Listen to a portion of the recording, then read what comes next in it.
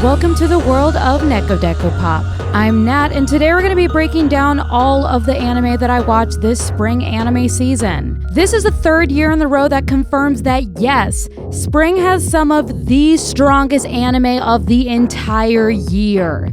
Yes, there definitely were some duds and others that really struggled, but the overall average of the season was ridiculously high. Between this and the winter season, we are truly eating well in the anime community. Since I decided to watch 17 anime this season, I had to cut this video down for time so we weren't here all day. If you'd like to see the extended director's cut, it is now available on my Patreon. If you like today's video, please consider subscribing and stick around till the end of the video for the annual NekoDecoPop Awards, where everybody's a winner, but the awards might just not be. So with all that being said, let's get into it. Continuing from the winter season, we have the Apothecary Diaries, which continues to be one of the best shows on air, and Season 2 Core 2 is no exception. Story-wise, this shit really started to hit the fan this core. Like, the thing with the Apothecary Diaries is that you have to be patient, because even the most seemingly unconnected stories come together at the end, and boy, howdy did shit come together this season. I'm honestly shook where they took it. Like, that shit was dark. Jinshi also got a new look upgrade, which I won't spoil, but I will confirm that he looks like Sesshomaru, and that shit had me f***ed up. I fell off a lot of my seasonal anime since I'm watching so many, but like clockwork, I always stayed up to date on the Apothecary Diaries. There's not much more to say than I already have in all of my past Apothecary Diaries reviews, so you guys know the drill. If you haven't watched this anime, it is your time. The Apothecary Diaries Season 2 gets a 9 out of 10.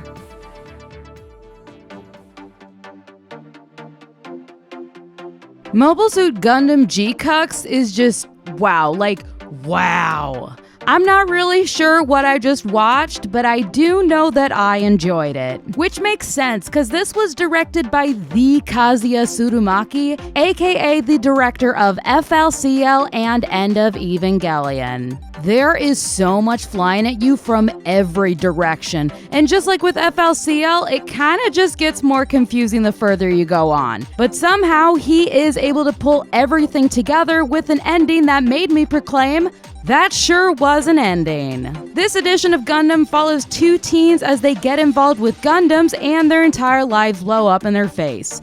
Naturally. Cause, you know, when it comes to Gundam, everything's all fun and games until you commit war crimes. Now, I haven't seen the OG Gundams, but there was a stupid amount of references and lores from the OG. Except this version takes place in an alternate universe where Zeon and Char came out on top, and Zeon now rules the galaxy. Even though I didn't get the references, I still had a lot of fun with this one, and it was made even better with the sound design, which took all of the OG sounds from the 1970s anime and put them to good use. They also brought back all of the old costuming and a ton of characters from the OG. Mobile Suit Gundam GQuuuuux gets a 8 out of 10.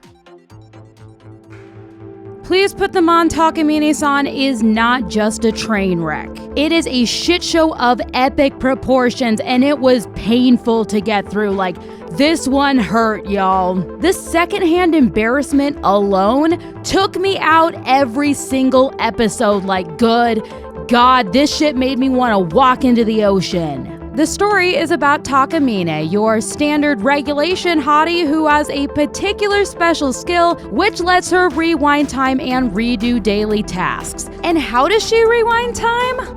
Well, by taking off her underwear, of course. Once our mob maiden character learns her secret and she realizes that he knows, she decides that he is going to be her personal closet and follow her around with fresh underwear to replace the one she took off.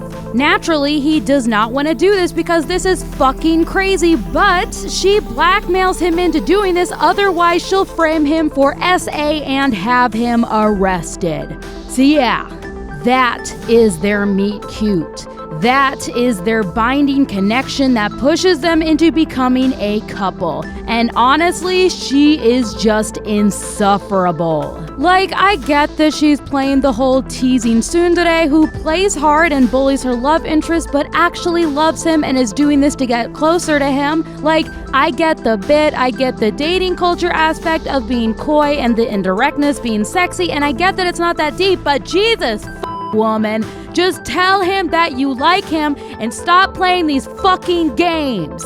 But then I have to take a step back and remind myself that they are teenagers in an ecchi anime, doing their job to play up fetish stereotypes to become the final boss of Gooner anime. Please put them on. Takamine-san gets a 2 out of 10. Okay, so Lazarus got a lot of hate, like a lot of hate. And honestly, this is gonna be controversial, but I think y'all are going a little too hard. Like, I really enjoyed my time with Lazarus, and honestly think that the bulk of the hate comes from the sheer amount of hype that was built up for this puppy. I mean, it's created by the Shinichiro Watanabe, who created the anime classics Samurai Champloo and Cowboy Bebop. So when it finally did hit and it wasn't this timeless epic, literally everyone started hating on it, which is kind of bullshit because, like, it has a great concept. It's 2052 and an incredible pain medication was introduced 3 years ago. It has seemingly rid the world of pain, but it's then revealed that everyone who took this drug will die 3 years after consuming it unless the creator of the drug is tracked down to create that antidote. In response, the US government creates a tag team of criminal masterminds to track him down, and they only have 30 days before people start dying. The animation was also super solid, and they even got Chad Stahelski from the John Wick movies to do the choreography. But I think the aspect that people were the most upset about was the ending, which a lot of people claimed was underwhelming. And I'm gonna say something super controversial here, but Shinichiro Watanabe's endings are kind of underwhelming in general. Like, that's not to say that they're bad, the opposite actually, but they're just not big spectacles, and I think that's what people were expecting here, completely forgetting that Watanabe just doesn't do those in his anime. I personally really enjoyed this one, like, a lot more than I thought. Like, I was honestly kind of shook by the end. Was it really basic at times? Yes, but it was fun and I had a great time, so Lazarus gets a 8 out of 10. The beginning after the end was my resident isekai of the season, because I promised y'all that I would watch one isekai and one trash anime per season. This puppy was also really hyped up as the source material is wildly popular and incredibly loved by the fandom. So, did the anime live up to the hype? No, it did not. Like, this wasn't the worst thing I've ever seen, but she had some problems which were evident in the very first episode. For such an epic story, they kind of butchered the visuals with lackluster animation. This was the most apparent during the fight scenes where it was just pan some more, add some action lines, damn it, pan! The story is about a ruthless king who is reincarnated into a fantasy world as a baby. He now has to rebuild his life, but in the body of a child. Think Mushoku Tensei, but without the PDF files and fan service. It's just your basic power fantasy isekai, and so I can admit this, I'm the wrong audience for this. So I did have to hold myself back when it came to writing this review, because I thought this anime was mid as hell, but mostly because I just don't with this genre. Like, other than the animation, there wasn't anything too horribly offensive. Like, this is just a brutally average anime on every single level possible. So to honor that sentiment, we are gonna give the beginning after the end the most average score possible. 5 out of 10. To Be Hero X is so good that it got me excited about superheroes. And I've been marveled out since Endgame. The story explores the commercialization of superheroes and the natural industry that sprung up to control narratives, stage fights, and create a multi-billion-dollar industry where instead of fighting evil, the heroes are working hard to keep their corporate overlords happy so they can keep themselves safe. This is an anthology series with each new arc exploring a different hero, all leading up to the confirmed next season, which will be a tournament arc. One of the aspects that I love about this anime is that it does not give a about your feelings. So, do your best to not get attached to anyone. This is an original Chinese donghua and also a co-production between B-Dream, Bilibili, and Aniplex, featuring a plethora of other anime studios. Since it's a donghua, I would highly recommend switching the dub to the original Chinese one. It really does tie everything together. At the end of the day, it's the night. I am absolutely batshit obsessed with To Be Hero X. It really does feel like this is a monumental moment in anime history. It's only halfway through the first season and it's already won the following score, so I'm not f***ing around. We are giving To Be Hero X a 9.5 out of 10. I wanted to like Kowloon generic romance so much, goddamn. You've got a slice-of-life romance anime about characters living in the famous Kowloon walled city in Hong Kong. Or at least that's what it looks like. But there is a deep, dark secret waiting to reveal what this place actually is. I was so excited for this anime after the pilot, and I could not wait for the rest of the season. And then I watched the rest of the season, and Kowloon generic romance broke my goddamn heart. Jesus what happened, you guys? On the outside, this seems like a decent enough anime. It's got some fast pacing, but it's still solid. But then, once you discover the manga, it will ruin this anime for you. This anime literally gutted the manga and removed close to 70% of the story, condensing it down to 13 episodes. The pacing is so fast that massive concepts and reveals are just flung out without care during exposition dumps. By the end, I had no idea what I was watching, and the massive reveal that unveils what this city actually is should have shook me to my core, but it was so rushed that I barely had any time to let it sink in before it dragged me to the next plot point. I will say, though, that the anime is still solid and intriguing as long as you don't think about any of the flaws. Plus, there's multiple LGBTQIA characters whose plot development and representation was surprisingly done well. Overall, it is a good story, and on the surface, it comes across as a good anime. But that is literally only because the manga is good. So, Kowloon generic romance gets a 7 out of 10. Rock as a Lady's Modesty is so gay and so chaotic that it had me cackling like a Disney villain at the sheer manic energy reverberating through all of its characters. These ladies talk insane amounts of shit to each other, which on the surface sounds like a dig, but it's actually a challenge to perform better so they can keep pushing each other as musicians. The dichotomy of having prim and proper students who attend a strict elite academy, allowing themselves the space to let that mask slip so they can express themselves as the unhinged maniacs that they actually are. Plus, they really did their research when it came to animating the performance episodes with precision. Utilizing rotoscope and motion sensor technology, they modeled the performances after the real-life J-rock group Bandmade, who also performs the music and opening song for the anime. I also deeply appreciated that they showed the reality of what an intense performance does to your body. 'Cause yes, you can sweat that much after a performance, and yes, you usually do look a mess after a performance. I absolutely loved this anime top to bottom, and the sheer amount of gayness emanating out of every pore and every character was incredible. hoping beyond hope that Rock is a Lady's Modesty gets a second season. Like, I will even fund it myself if I need to. I feel like I should give her a higher score, but I'm gonna keep myself somewhat grounded in reality and give Rock is a Lady's Modesty a 9 out of 10.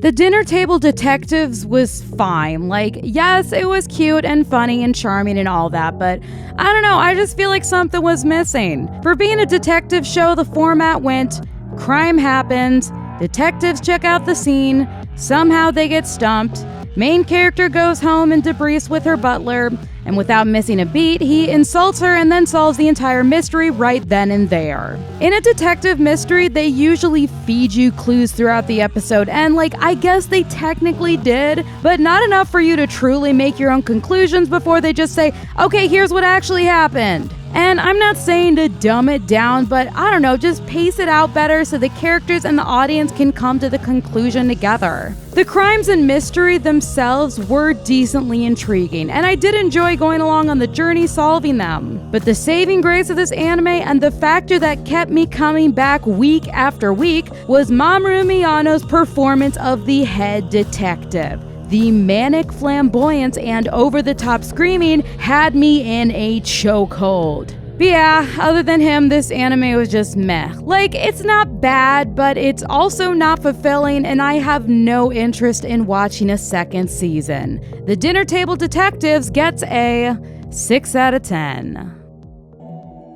And Shirley is the reboot of the famous 1970s Anne of Green Gables anime, whose presence made a massive impact on the anime industry and became an anime classic. Both versions are adaptations of the famous novel Anne of Green Gables, which came out in 1908. This anime is absolutely gorgeous on every level, and it really captured the essence of Anne and became a super powerful period piece. Anne is such a fantastic character, and you really can't help but fall in love with all of her dramatic, adorable, and sometimes unhinged antics. Orphaned at a young age, she is adopted by a brother and sister, who were initially expecting a boy, but got her instead and decided to keep her. After being in the system her whole life, she finally has somewhere she belongs, and she gets to reside in one of the most beautiful areas of Canada. Anne Shirley is a very expansive anime and tracks her life in Green Gables from the time she's 11 all through adulthood. As of right now, it is only halfway done and still has 12 episodes, which will finish up at the end of summer season. Anne of Green Gables was a game changer in Japan, especially for young girls in the 70s. So it is absolutely wonderful to see a whole new generation get exposed to this truly spectacular story.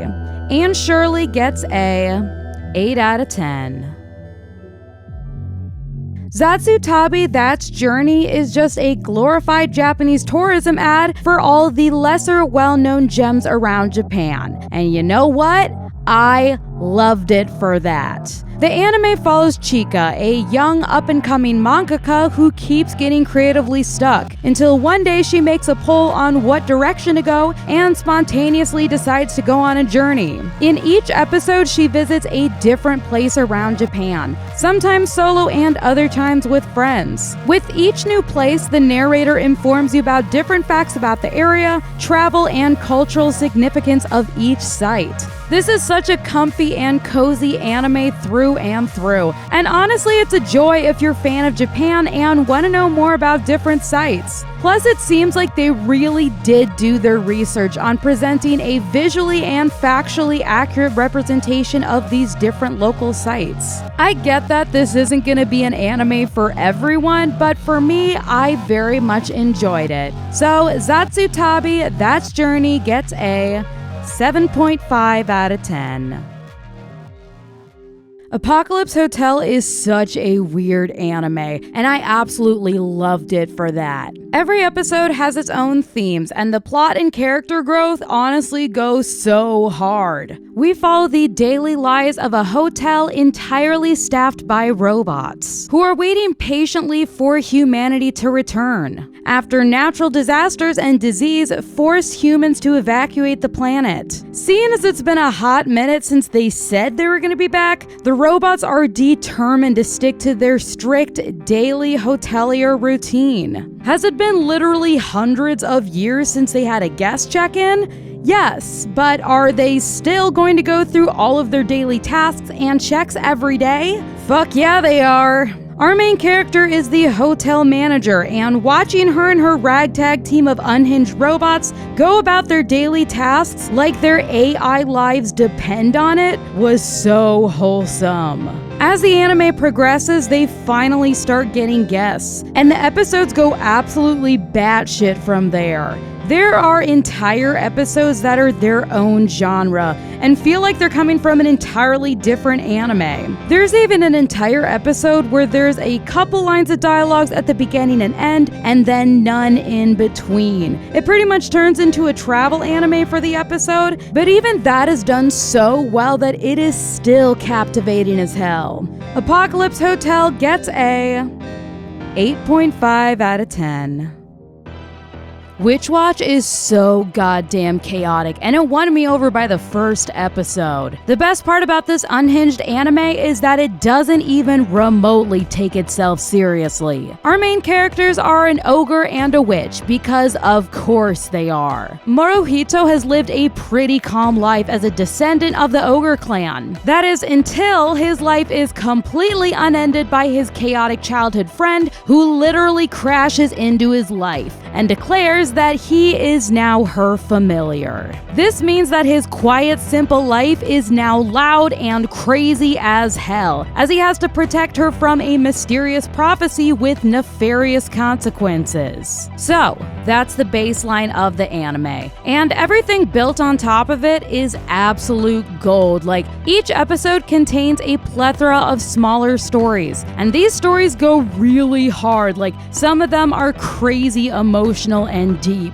And then you get the really weird batshit ones, like the one where they start a YouTube channel, the one where they befriend an insufferable emo hipster, the one about a guy who speaks only in Japanese language textbook phrases, etc. The darker underlying story that plays throughout the rest of the anime, as well as the way that the first core wrapped up, was incredibly satisfying. I am really looking forward to the second core, which is airing right now and will finish up at the end of summer. Witch Watch gets a 9 out of 10.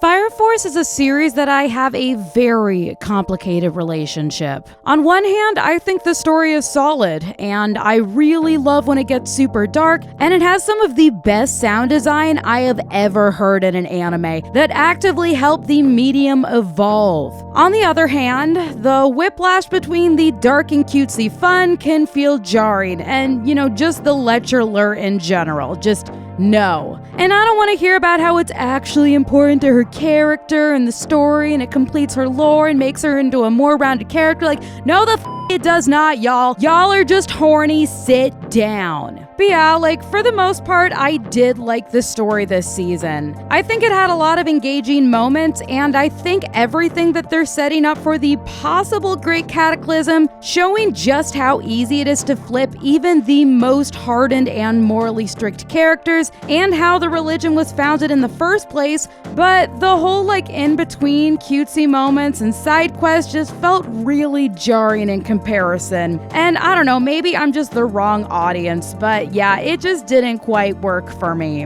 Overall, it's still a good season, and I am looking forward to part 2 in January, so Fire Force Season 3 gets a 7 out of 10. Okay, so I know I talked mad shit about the last season of Black Butler, and I also said that I wasn't gonna watch this one, but I did. And y'all, I think they finally figured their shit out, because this was good. In my opinion, Black Butler is at its best when it allows itself to fully go there and get dark with it. And woof.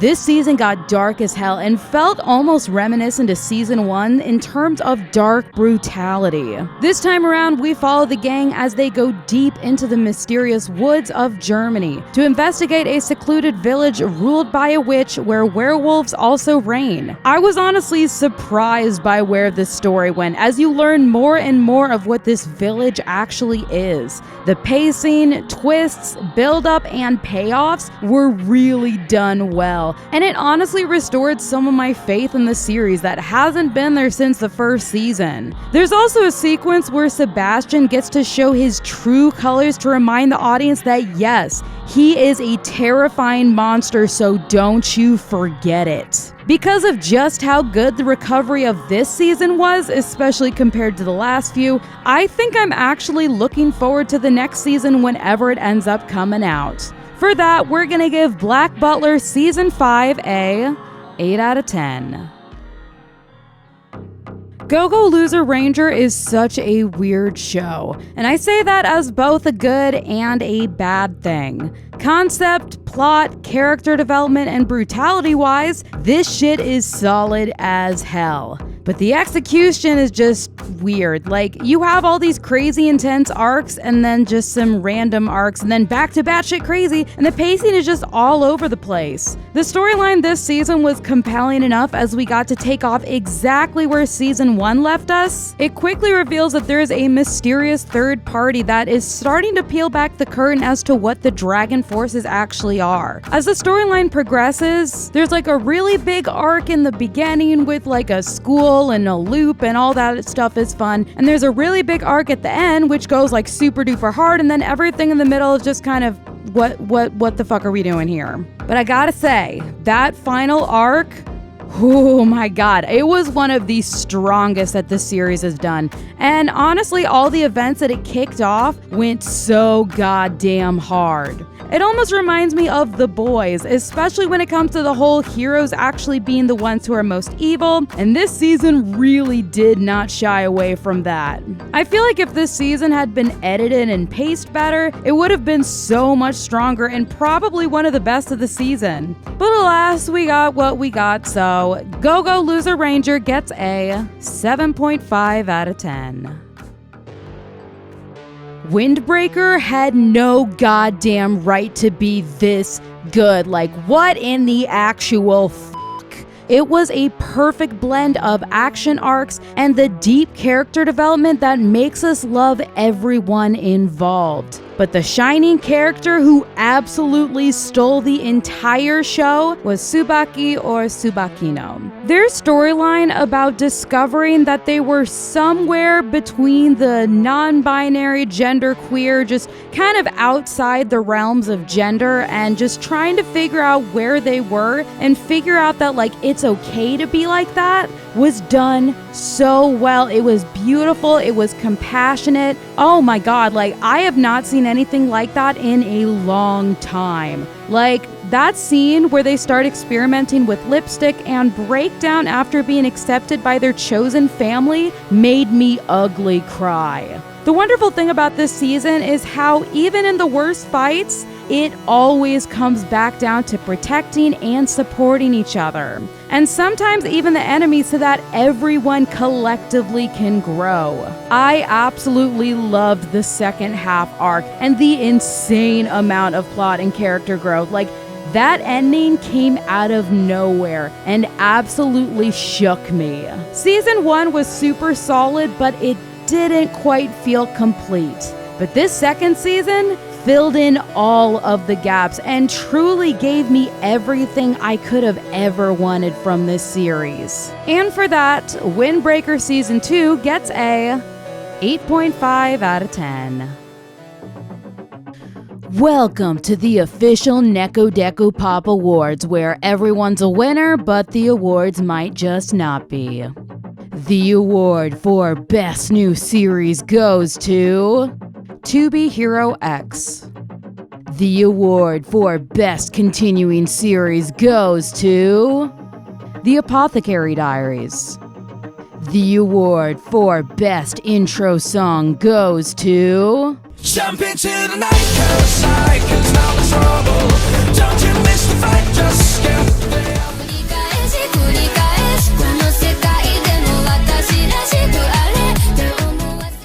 The award for Best Outro Song goes to...